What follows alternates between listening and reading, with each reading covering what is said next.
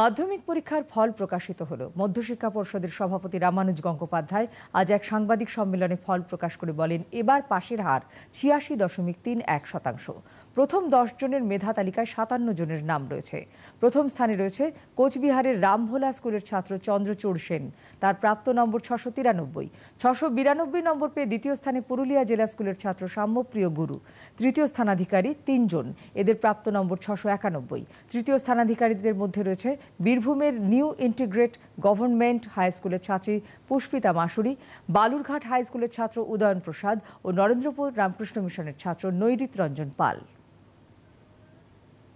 Chandrachur Sen, Rambhola high school, aggregate marks হচ্ছে 693, that is 99%।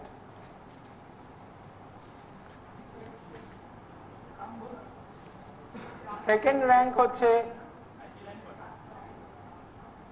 Samyapriya গুরু, পুরুলিয়া থেকে, পুরুলিয়া জেলা স্কুল, 692 পেয়েছে, 98.86%। সাম্যপ্রিয় গুরু, পুরুলিয়া জেলা স্কুল,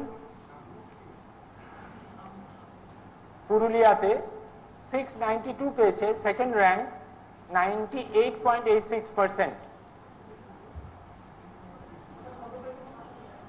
692, 98.86%। পুরুলিয়া। থার্ড র্যাঙ্কে 3 জন আছেন।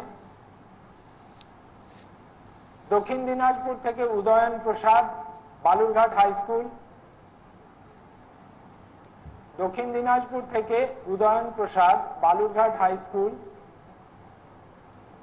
বীরভূম থেকে পুষ্পিতা বাসুরি,